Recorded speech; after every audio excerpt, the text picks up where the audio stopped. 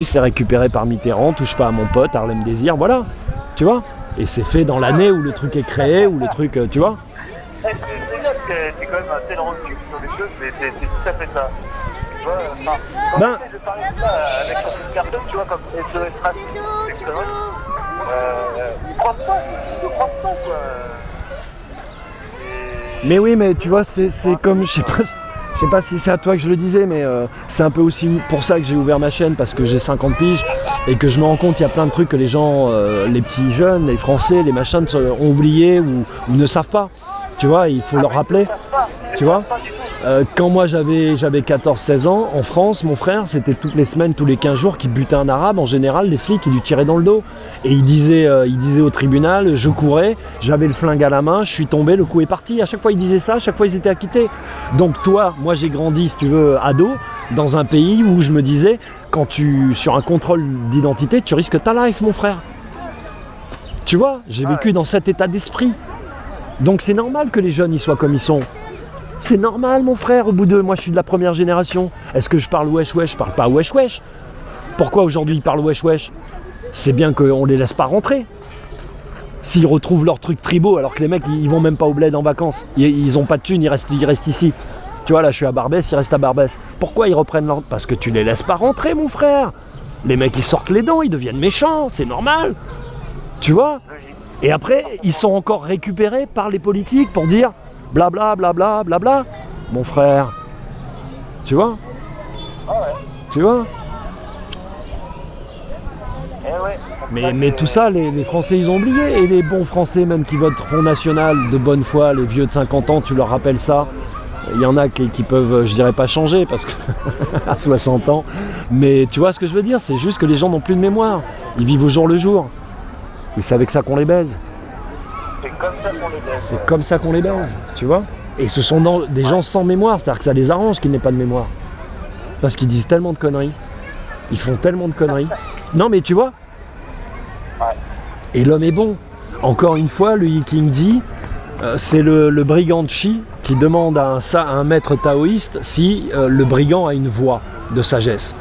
Et il lui explique plusieurs trucs, j'ai pas tout en tête, mais il lui dit, pour déterminer où se trouve un magot, voilà l'intelligence. Donc oui, il y a la voix, en gros il lui dit oui, même le brigand a sa voix, parce qu'il faut de l'intelligence pour trouver le magot, il faut de la justice pour séparer le magot, il faut de la fraternité pour protéger les collègues, tu vois, etc. Et c'est le maître taoïste qui lui dit. Et il lui dit, à la fin, il lui dit, parce qu'en fait, le crime du pouvoir, c'est d'avoir créé des gens comme le brigand de Chi et de ne pas pouvoir les réprimer. Parce que ces gens-là qui sont au pouvoir, tu ne les ramènes, et qui font autant de conneries, tu ne les ramènes pas au bien. Il dit, c'est avec en fait la bonté du peuple qu'ils arrivent à prendre le pouvoir.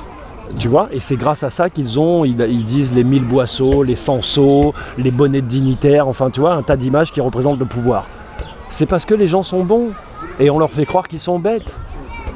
Et on vit dans un monde, si tu regardes les clips de rap et tout est fait pour te dire que quand t'es intelligent, t'es méchant. Si t'es généreux, t'es faible. Tu comprends? Et tout le monde se fait baiser. Tu sais, c'est comme Obanga. Il dit aux Africains, il dit, vous les Africains, c'était Ophila Mbanga, je sais pas si tu connais, c'est un professeur, c'était l'assistant du Cheikh Anta Diop, tu vois. Il dit aux Africains, vous, on peut égorger vos enfants, on peut vous violer, vous déporter. Vous êtes toujours gentil. Il va falloir que vous compreniez dans quel monde vous vivez. Tu vois? C'est-à-dire que le monde, il n'est pas comme vous voulez. Le monde, il est tel qu'il est. Et le monde, c'est un monde de chiens. À un moment donné, tu vois, faut te positionner, mon frère. Tu vois?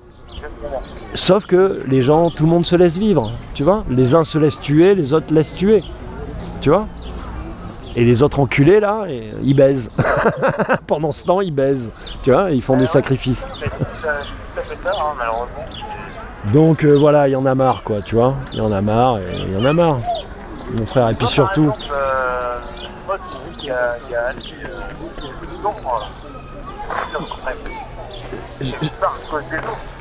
Pourquoi t'as pas d'enfant?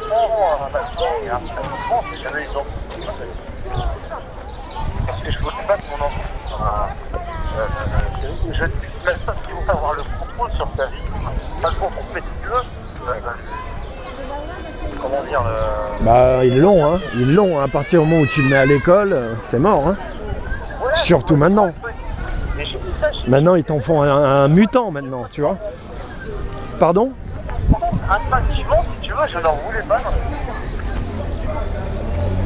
Parce que tu as de l'empathie et parce que peut-être que comme moi, tu as une telle sensibilité que petit, si tu veux, tu voyais l'ombre et la lumière.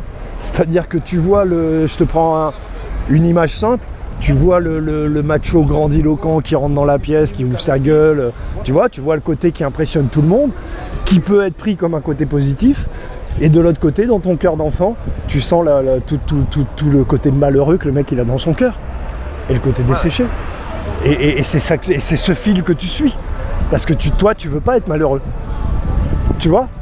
Et comment tu arrives à faire ça? Tu arrives à faire ça parce que bah, tu sais que gueuler comme il gueule, c'est pas difficile pour toi. Tu vois? Ça impressionne peut-être ta soeur ou ton frère, mais pas toi. Tu sais que tu peux le faire, parce que tu sais que tout ce qu'un homme peut faire, tu peux le faire. Tout ce qu'un homme peut faire, t'es un homme, tu peux le faire, si tu le décides. Mais oui, si tu le décides, mon frère. Et si t'es sérieux, tu vois? Et je pense que même si tu le formules pas comme ça dans ta tête, je pense que tu fonctionnes comme ça, énergétiquement, on va dire. Tu vois ce que je veux dire? Oui, voilà, tout à fait, parce que moi, quand je sais pas comment expliquer ça, tu vois, par exemple, quand j'étais plus jeune, tu vois, en dehors de moi, tu vois, il y a personne d'autre qui pourrait te donner des ordres de mon père. Tu vois, par exemple, quand tu vois, à l'école, l'armée, machin, tu vois, qu'est-ce que tu as fait? Pareil. Mais il t'a mis des coups aussi, ton père. Comment? Il t'a mis des coups, ton père, des bons coups dans ta tête. Moi aussi. Mais ça fait quoi? Mais ça fait que quand tu sors dehors, t'as peur de personne. T'as pris tellement cher chez toi, mon frère, tu vois, que tu sors dehors, tu vois, moi j'étais comme toi, j'avais 7 ans, les mecs de 40 ans, je leur faisais face, je les insultais, tu vois, et n'empêche, je me suis fait respecter comme ça.